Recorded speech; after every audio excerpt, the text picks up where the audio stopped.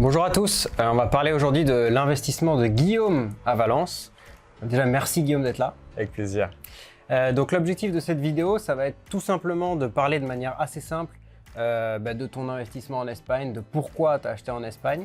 Donc peut-être pour commencer, dis-nous rapidement qui t'es, où est-ce que tu habites, où est-ce que tu habitais, qu'est-ce qui a fait que ça t'a intéressé l'Espagne pour commencer. Ouais, écoute, pour être très original, je vis à Paris. Ouais, très bien. Pour changer. Et je travaille en marketing digital et pour être aussi très original dans l'immobilier, à savoir dans une PropTech. Mais c'est pas par hasard puisque c'est un domaine qui me plaît beaucoup depuis très jeune. J'étais très curieux de ça sur plein d'aspects, quoi, sur l'aspect aussi bien aménagement d'un espace que l'aspect financier, l'aspect investissement, etc. Et aussi économique en fait. Tu veux comprendre l'économie, il faut aussi comprendre l'immobilier. C'est le miroir de ce qui se passe localement. Juste une question là-dessus.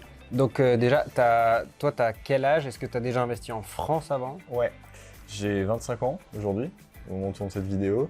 Et auparavant, j'ai acheté en France, effectivement, ma résidence principale en Ile-de-France. Ok. Et ensuite, du coup, tu veux que je parle de l'Espagne peut-être? Savoir après le lien avec l'Espagne, à quel moment Ouais. tu t'es dit je vais acheter en Espagne? Ouais. En France, effectivement, j'avais pour plan de faire du LMNP. Et ça reste toujours d'actualité. Et pourquoi je me suis tourné vers l'Espagne? Il y a aussi une analyse, je dirais, économique globale, en fait, de regarder quelles sont les villes, les pays en fonction de la rentabilité et aussi des écarts que tu as par rapport à l'optimum. 100% geek. Le nez dans les chiffres, etc. Et où en fait, tu te poses la question, par rapport au niveau économique, quelle est la valeur, l'équilibre en fait du prix de l'immobilier localement. Et c'est pour ça que je parlais d'économie tout à l'heure. Et en fait, quand tu vois ça, après c'est assez personnel, mais pour moi, quand tu vois ça, tu vois qu'en fait, à Paris, les prix sont très élevés. Il y a tout un tas de raisons, mais en fait, rapporté au niveau de la vie locale, c'est très élevé. Et quand je regardais des villes qui, à l'inverse, ont une sous-valorisation actuelle par rapport à ce qu'elles valent vraiment, par rapport au niveau économique, mais aussi l'attractivité, etc. Valence, ça revenait très souvent. Ouais. Et comment j'ai mis la pièce dans la machine pour cette ville? Déjà, c'était dans ma top list en fait en Europe. Et ensuite, j'ai visité la ville avec des amis il y a un an et ça a validé l'aspect attractivité. Et en fait, ça a encore plus renforcé mon choix ici en me disant demain, même pour toi, si tu veux t'installer ailleurs, quelles sont les villes qui te font envie? Et tu te dis, mais attends, mais dans quel monde est-ce que tu peux avoir un investissement locatif qui est on peut plus rentable, où la valorisation est largement en dessous de ce qu'elle vaut réellement, enfin les prix, je veux dire. Et où en plus tu t'imagines y aller. Et tu te dis, c'est pas, enfin, il n'y a même pas de question en fait.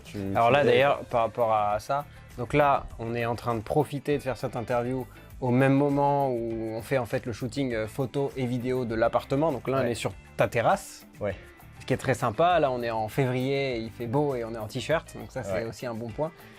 Parle-nous de ton achat, c'est-à-dire, donc à ce moment-là, tu habites à Paris, tu connais Valence, comme tu as dit, et donc tu décides d'acheter en Espagne. À partir du moment où tu décides d'acheter en Espagne, qu'est-ce qui se passe? Comment tu es tombé sur Terreta? Comment tu nous as connus? Et ensuite, raconte-nous ton achat, c'est-à-dire à quel moment on a lancé la recherche, à quel moment tu as trouvé, quel était le prix d'achat, pourquoi tu as décidé cet appartement-là et pas un autre. C'était quoi ta motivation? Écoute, la première pièce dans la machine sur le projet, c'était de mettre le nez dedans et d'aller regarder un petit peu à quoi ressemblait le marché. Tu vois, j'ai quand même un vrai besoin de contrôle. En fait, je suis pas capable.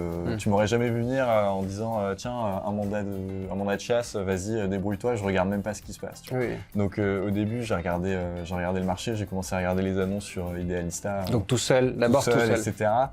J'ai vu qu'il y avait beaucoup d'occupados. J'ai vu à quel point le marché était complexe et difficile, tu vois. Et se poser la question est-ce que je vais aller sur place chasser moi-même? Est-ce que je vais faire filer un mandat de chasse et dans ce cas-là à qui? Et du coup, assez rapidement, je me suis dit bon, il me faut des mecs sérieux qui vont être capables d'aller chasser pour moi. Et après, comment je vous ai connu, bouche à oreille, plus votre passif historique Et voilà. C'est un ami qui t'a recommandé Toyota? On me l'a évoqué, je pense, plusieurs fois. Et puis après, Mastéos, en fait. Oui, exact. En fait, voilà, on vous retrouve assez facilement. Et voilà, et c'était une bonne carte, tout simplement. Et après, sur le projet... on a commencé ta recherche en novembre. En novembre, c'est ça, exactement. On a commencé en novembre. Et après, sur le projet... Et là, on est en février, on est déjà chez toi, donc ça a été rapide. On est déjà, et écoute, les meubles sont montés, tout va bien. Le soleil est là, donc... oui, ça c'est un salon Ikea. Un salon Ikea à 450 € qui est parfait. Ouais, j'ai enlevé les étiquettes Ikea, donc tu viens de dire... Voilà. Le but, c'était que ce soit invisible, mais tu viens de On a le droit, on a le droit. Non, écoute, le projet initial, au vu justement du marché local, à savoir finalement les appartements sont peu rénovés, sont dans des états assez médiocres, voire très difficiles par moment, plus que la France, plus que tous les marchés français. Du coup, je me suis très vite mis en tête qu'il fallait faire un chantier pour faire une belle opération, et c'est le cas en fait. Mais malgré ça, il se trouve qu'on a ouvert les possibilités avec Clément en termes de chasse, de ce qui était possible, parce que ce qu'on cherchait, c'était de la rentabilité, un beau produit au bon prix, quoi. T'avais dit quoi comme critère, tu te rappelles? T'avais dit quel prix d'achat? Ouais, donc c'était un budget avant tout, et du coup là, pour préciser, c'est donc un T3, il y a 2 chambres, donc il sera loué dans son entièreté. Initialement, c'était plutôt d'aller chercher un 3 pièces pour faire éventuellement une colocation, mais voilà, on restait complètement ouvert. Et là, du coup, c'est un produit un petit peu différent, qui a de l'attractivité par sa terrasse, qui du coup a un marché un tout petit peu plus premium qu'une colocation. Évidemment, c'est plus exactement les mêmes personnes, mais sur lesquelles les maths vont être très bonnes, il n'y a aucun sujet, on les a vérifiés avant. Prix d'achat et prix de location, parce que là, du coup, on va le mettre en location bientôt. Parle-nous de ton prix d'achat et parle-nous ensuite de prix de location imaginé. Ouais, tout à fait. Donc là, du coup, initialement, il était à 150 000 en prix affiché. Malgré les nombreuses demandes qu'il y avait, évidemment, il y avait une terrasse, donc ils étaient inondés de demandes. Je crois qu'ils ont eu au moins 200 messages en 48 heures, c'était assez fou. Ça, c'est pas mal. Ouais. Et malgré ça, on n'a pas plié, on a quand même tenu une négo du début à la fin, en se disant, voilà, ça change pas les choses, on est là quand même à la base pour les maths, tu vois. Et du coup, on l'a eu à 144 000. Ok. Et aujourd'hui, le loyer, on estime à confirmer environ 1 300 1 400 € de loyer hors charge. Ouais, ok. Donc super, donc très bon rapport, très bonne rentabilité envisagée. Sachant qu'après, là du coup, en termes de rapidité de projet, on a lancé le projet en novembre. Ouais. On a fait une offre en novembre. On a signé chez le notaire en janvier. C'est ça, ouais, fin janvier, on a laissé 2 mois pour le crédit, classique. Et là, on est février et hop, on est bon. Et donc, l'avantage, c'est que du coup, il n'y a pas eu de chantier trop complexe, il y a juste eu des petites choses à remettre d'aplomb. Et du coup, ça allait très vite, donc je pense que semaine prochaine, il sera loué, quoi. Nickel. Et juste pour terminer un petit peu, est-ce que... donc, tu as osé sauter le pas, tu avais acheté en France, là maintenant, tu as acheté en Espagne.